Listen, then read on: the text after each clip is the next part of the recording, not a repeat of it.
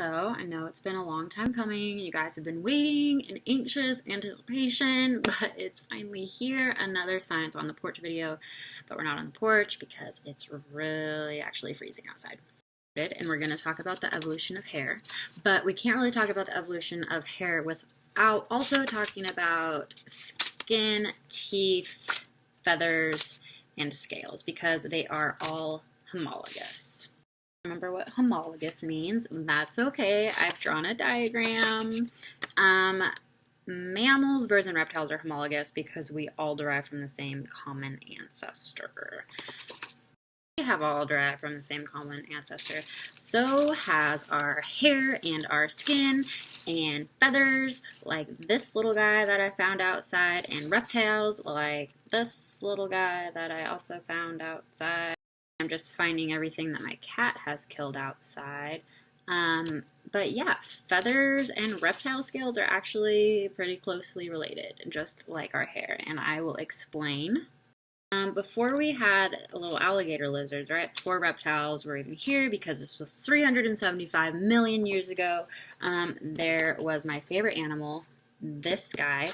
His name's Tiktaalik.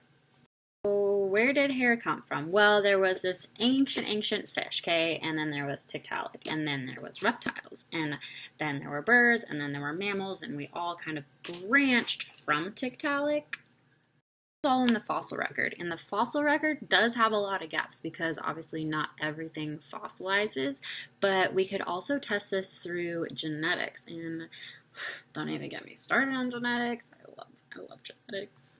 Into specifics, mostly because I don't know the specifics because genetics is really complicated and hard. But basically, we all kind of have a similar gene. The same gene codes for hair, codes for skin, codes for scales.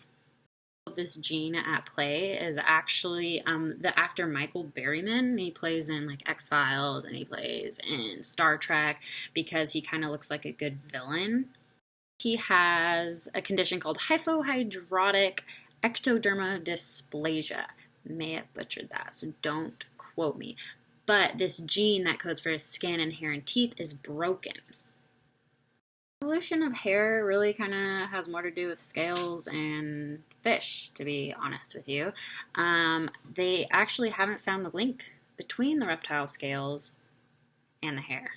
So we're like, all right, so I see the hair and I see the reptile scales, but I don't really see, like, we're missing the link. And so, you know, if you're interested, they need that part of the fossil record, so there's something to look for there.